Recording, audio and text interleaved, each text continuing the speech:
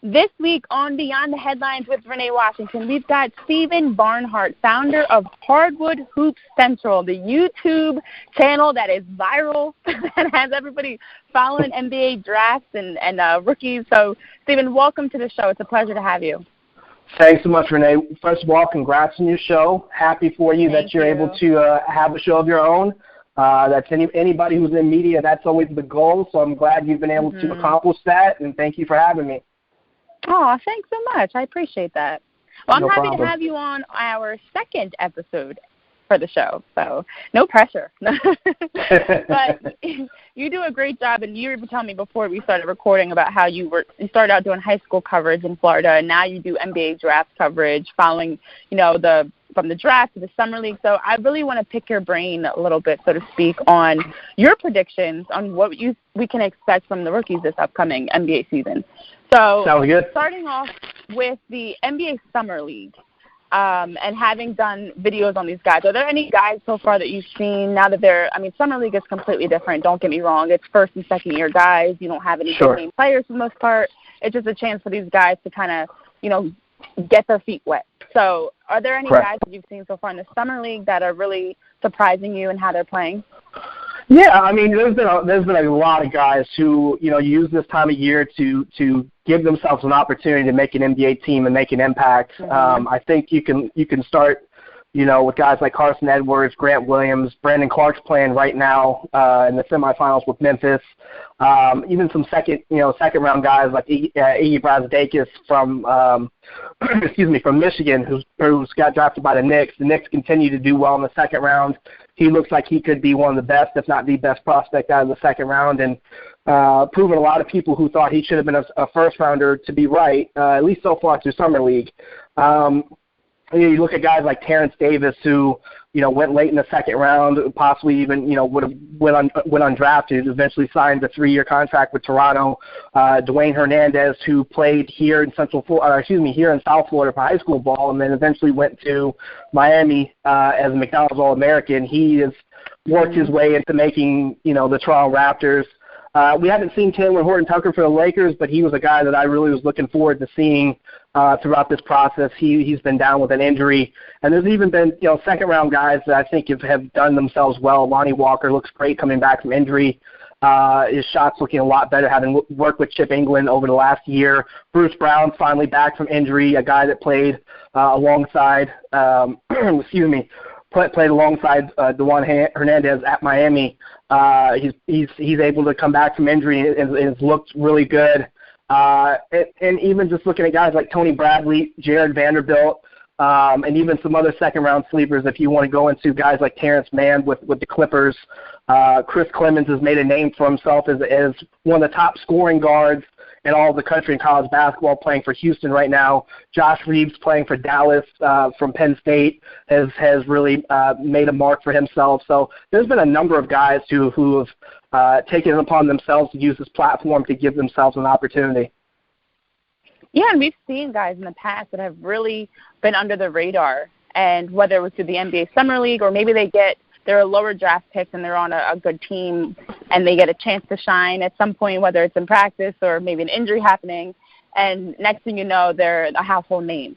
But you talk about injuries, we do also see some of the early draft picks, including number 1 overall pick Zion Williamson, who actually got hurt after playing just one half of the NBA Summer League, And I know Coach K from the Duke coach, Coach K, was saying like he shouldn't have been playing, and everyone's questioning whether or not he really should have been playing given his injury we saw in college ball with his knee that put him out for the season, and how he's now out of shape. And so we have seen in the past with rookies that have come into the league unable to play. I know for me specifically, being in the Philly area, you talk about the Sixers, Ben Simmons, Joel Embiid, Markelle Fultz, guys that got injured either in summer league or early on in the season, and next thing you know, they're out for a year. So Zion Williamson is a household name already. He's someone that has, especially with social media, had just as much, if not more, hype around him as LeBron James did coming in the league back in 2003. Should we be worried, in your opinion, about these injuries? He's a bigger guy. That's something that makes him such a tremendous player. It's anybody who's injuries happen. anybody who's going to be 6'6", 6'7", with 280 pounds constantly coming down their joints, I mean, that's obviously going to be a concern. I'm not here to be a doctor and be a trainer or anything of that nature, but I think at the end of the day, his size, he's going to have to lose weight. That was already a given throughout the process that he's going to have to slim down because, the other part of it is right now I was at the game in Summer League that you referenced before he banged knees and went out in the first half. He's going to be right now probably better suited to play free throw line and down. What I mean by that is basically guys playing in the middle of the floor. He's not really perimeter oriented right now. His handle could use some work. His jump shot's not quite there. But he's obviously very athletic and go up and get the ball above the rim. They're going to figure out some ways in New Orleans for him to play alongside Alonzo Ball to be able to figure out some creative ways to be able to get the ball in his hands to where he can be effective. And I think one of those areas will be in the pick and roll because at the end of the day, once he's able to get his body into somebody, he's able to either draw a foul or make a play at the rim. So having that size that he has will help him just in terms of the size and strength that he already possesses. But, yeah, eventually as he transitions his game and continues to expand his game, he's going to need to, thin out somewhat and get himself to a point to where not only is he going to be able to be in NBA shape, but be able to be in shape of someone who can, guard guys who are going to be more perimeter-oriented while also still being able to switch on some bigs and pick and roll on defense. So, yeah, you want him as mobile and as fluid as he can possibly be and take his full advantage of the athleticism that he brings to the floor because obviously we're talking about a guy who could be one of the best athletes to come into the league maybe ever. Yeah, absolutely. And that mobility and the size, those are two key things that we really do see a switch from the college game to the NBA. And now you have players that are 6'8", 6'9", that are not just your traditional, quote-unquote, old-school bigs or 4 or 5 that stand under the basket. They can shoot the ball. They can handle the ball. You look at someone like LeBron James. And so for Zion Williamson, it's going to be a matter of how that mobility, how does he adjust? And I think he's definitely athletic enough. I don't have any question about that at all. But are there any players, even looking at the top, round one picks, players like Zion, R.J. Barrett, John Morant, DeAndre Hunter, guys that were picked early on that you think will struggle with that transition to the league? The guy everybody wants to talk about obviously is a Knick. So, being in New York, obviously everybody's going to pay attention to who the Knicks pick. And RJ has automatically been a guy that people have already targeted. He's going to have to struggle shooting the ball and being productive as far as a score efficiency-wise. But I think for him, people look at it and say, well, he's ball dominant, but he's not built to be a wing right now who can be ball dominant and score all the time. I think for the key for RJ, and this was even true for him, wasn't so much true for him in high school, but something that really started to come to light more when he was at Duke is that the fact that when he is playing more of a balanced floor game and he's not locked into trying to score, some people will call him more of a diver, if you will, as far as a guy who just wants to put his head down and try to get to the rim. If he can just keep himself looking around the floor and seeing guys and finding guys, 2 of the games that he's had here recently, 2 of the last 3, he's had 8 and 10 assists, in each of those games respectively. So we're talking about a guy who was being talked about at Duke as a guy who had really good floor vision, and I think when he gets away from that and focuses more on trying to, be the guy that everybody thinks he should be in terms of point total, that's where he throws himself off a little bit. So I think, for him, the key is really just understanding and trusting that yes, this is the Knicks, but in terms of guys that he's played with throughout his career, and he's played on some very talented high school teams, he's going to be playing with some of the best guys he's ever played with in his life. So he's got to be able to, see the floor and just trust that guys can make shots. Now, that takes time to be able to build that rapport and that trust with guys and knowing where guys like to get the ball on the floor. But I think ultimately if he can just play more of a balanced floor game and not really get locked in on the expectations of he's supposed to be the franchise guy and he's supposed to score X amount of points per game, I think long term he'll be better suited. Yeah, absolutely. And you bring up a good point also with R.J. Barrett being in New York, and something that I always kind of go back to with the NBA draft is the guys that are being picked first. Now, we saw the Pelicans make a number of moves this offseason and honestly have a completely different team. So they're a little unique, but most times teams that are, getting those first-round picks are teams that are not playoff teams and teams that have struggled, like the Knicks. So that's also is such a huge factor. You have players. So now R.J. Barrett's a rookie coming into the league. He's young. He still has a lot to figure out, and he has to figure it out while getting beat up on. He's taking his lumps.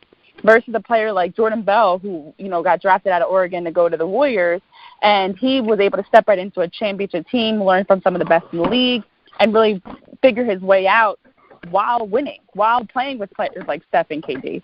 So that's always something I always go back to is you got to also keep in mind who these players have around them, what team they're on. The Knicks are already a team that everyone's jokingly but honestly seriously saying they're not even going to be a playoff team this year. They're already counting them out as of July.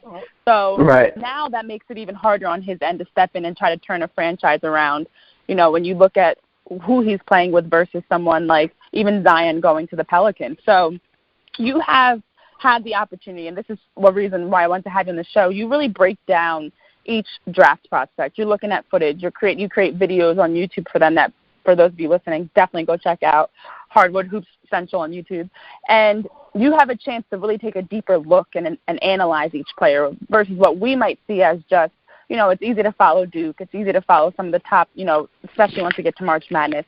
Are there any players that you've seen that maybe are very underrated right now, that we're not talking about as much? You don't see them all over ESPN and all over, the tabloids and the media. Any underrated guys that we should really keep an eye out on, in your opinion, this season? Yeah, I mean, I mentioned some of them earlier. I think Carson Edwards is going to be a really good fit for Boston, given, some of the changes that they've had, and he's already come in and been able to show he can play his game. I mentioned Grant Williams earlier. I think he's he's one of the higher IQ basketball players in this draft, just in terms of what he can do from a passing standpoint. He's already ready physically. He's got the strength. He just has a very good floor game. He just understands how to move the ball, where to be, and just has an understanding of where to play within the team concept.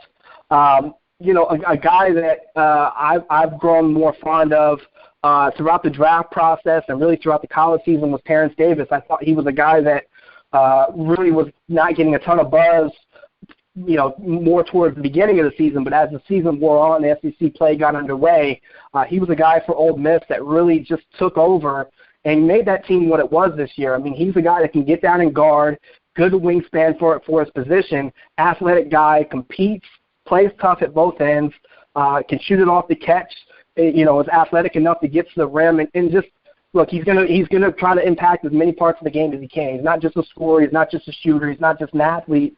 He's gonna go and try to get rebounds at both ends. He's able to play in the pick and roll a little bit. I think that's an area of his game where he can continue to expand and get better. But this is a guy that can come in right away and make a team and make an impact off the bench. And then a guy that I've really, continued to like more and more throughout the draft process. He's had his struggles, but he's had also some shining moments throughout Summer League, and that's Jordan Poole, who got drafted by Golden State, coming out of Michigan as a sophomore. Jordan, listen, I've had the opportunity to see Jordan since he was in high school, and Jordan is a guy that, is able to play on the ball, has an understanding of how to play point guard because that's what he played, as an AAU player, but also is a guy who can create his own shot off the dribble.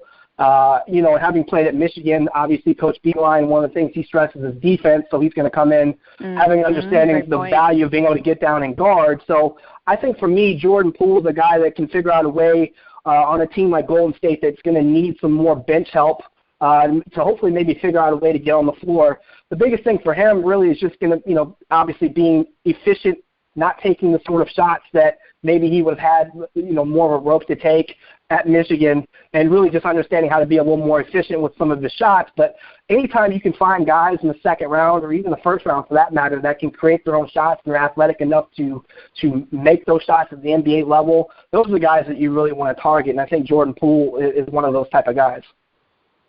Wow, there you go. 4 guys that we should definitely keep an eye on. And I honestly agree with your analysis on each of them, because a big part of it, too, is how they can translate their skills into the NBA. And something like the athleticism, being able to catch and shoot, being more agile, being able to defend. Yep. All those things are intangibles that for an NBA coach, now you step in with Steve Kerr, whatever. It allows you to now be able to easily, or hopefully more easily, make that transition into the game. So yeah, and one other guy I think I'd add just as a talking point would be Terrence Mann for the Clippers. He was a guy that I wasn't sure if a team was really going to take a shot on him or not, but he's already come into the NBA, or at least into the summer league, and shown that he's a guy that can impact so many different parts of the game, can play on or off the ball, and I just think that that's a guy that when you talk about the people that really follow the NBA draft, there were a faction. There was a faction of people who really started to fall in love with his game as the combine was going on, as the pre-draft process was going on. So I think he's a guy. I think the Clippers did a good job in identifying his talent, and hopefully he'll be a guy that can come off the bench for them either this season or next season and really start to add to that bench depth that the Clippers obviously want to have around guys like Kawhi and PG. Yeah, absolutely. And we know that the landscape of the league is changing, so for these rookies that are coming in, it's a great time for them to come into programs that have made a number of significant changes in the off season. And just to switch to current players a little bit before we wrap up this segment, we saw early this weekend, we've been seeing the buzz around what's going to happen with Russell Westbrook once Paul George decided to go to the Clippers with Kawhi Leonard. And as of last week, I should say, we saw that Russell Westbrook is going to be on the Rockets and Chris Paul is no longer in Houston. What do you think this does for the landscape of the league? Well, now we are seeing so many teams with dynamic duos, AD and LeBron. We've got KD once he gets back and Kyrie. We've got Kawhi and Paul George. We've got James Harden and Russell Westbrook. It's now a league of dynamic duos. What's your thoughts on the trade? Well, you mentioned the landscape of the league. The thing with Russell, he goes from a Western Conference team to another Western Conference team. So this isn't a situation where we get a star like a LeBron or a Kawhi to go from the East over to the West. So the landscape of the league, per se, doesn't change a ton in terms of, East and West. I think what it does for the Western Conference, it adds one more team into the mix that will be able to compete for a Western Conference Finals appearance. So, you look at the Rockets as they're currently constructed with Westbrook, Eric Gordon, James Harden, P.J. Tucker, Clint Capella. That's a good starting lineup. I think that's going to be a group of guys who are going to be able to score at a high level, obviously, with Russell and James, and then really just have to figure out how they can play together. I think it would behoove the Rockets to allow Russell Westbrook to have more of the ball in his hands as that team starts to gel and play together. Simply because, James is able to shoot off the catch more and play off the ball more. But either way, you're going to have two of the most dynamic scorers in the league. And then you've got a bench that, we're looking at a bench that could probably go 8, maybe 9 deep at some point, depending upon how guys like Daniel House, Gary Clark, and Tyson Chandler play throughout the season. So I don't think, it makes a huge impact on the league per se, but I think what it does is just adds another team into the Western Conference mix where, the Clippers, the Lakers, Utah with what they've done over the summer, Portland, Denver obviously keeping pretty much all their parts and pieces in place.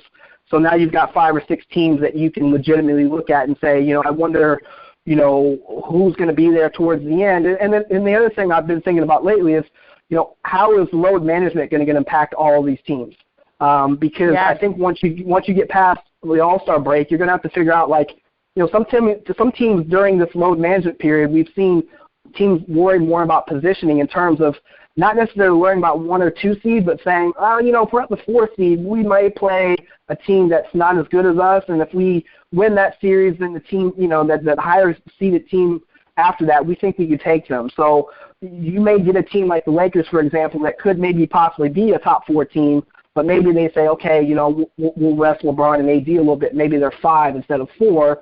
And then maybe you'll see, a Clippers who could be a 1, but maybe now they're a 2 or a 3. So I'm really curious to see who makes the push when it comes to February, March, and April to see which teams really can secure that kind of that positioning, in terms of seeding goes. So that's the part that's interesting to me. Yeah, I think a big part of that is the fact that, and I look back on this past season and the last couple of years, for the West, it was the Warriors that you were trying to avoid. when LeBron was in the East with the Cavs, you were trying to avoid the Cavs. But now it is a league where I think the biggest thing that you hit on is the fact that we don't know who's going to be a top team. Both conferences, of course, the West on paper is much stronger than the East, as it was last year. But you have the Warriors, the Nuggets, the Rockets, the Trailblazers, the Lakers, the Clippers. Now right. OKC and San Antonio, who has notoriously been a top team in the league and a playoff team, might be on the outside looking in. In the East, you have the Nets back in the conversation, the Bucks, Raptors, Sixers, Celtics. So it makes it more competitive that you now have to go into playoffs thinking playoffs are always another league in itself, but now it's even more. Anybody you get is going to be tough. There are no sleepers and there are no easy teams, but it might be more strategic. So I don't know. We'll see, Stephen. But I do thank you for joining the show this week and being here on Beyond the Headlines. Where can we follow you on social media to stay up to date on all the basketball coverage that you're doing? So you can follow me on Twitter at HW Hoop Central. It stands for Hardwood Hoop Central. You can find our YouTube page. If you go to my Twitter page in my bio, you'll see the link there. But if you just want to search for it on YouTube, you can search for Hardwood Hoop Central NBA Draft Green Room. I know that's a mouthful, but basically you can just type in Hardwood Hoop Central, and you should be able to find it. And, feel free to tweet me, follow me, share the videos. Obviously, any engagement with the content is always appreciated. Oh, yeah, absolutely. And definitely looking forward to seeing how these drafts, how the NBA draft and the rookies coming into the season now fit into all these new teams that we just don't know what the league's going to look like. It's exciting. So thank you so much for taking time to step on the show and maybe highlight some players that fans were not paying attention to as much. But I guarantee you now, players like Carson Edwards, if they weren't already on your radar, they're going to be after this show. So thank you, Stephen, for joining us, and I appreciate you being on Beyond the Headlines.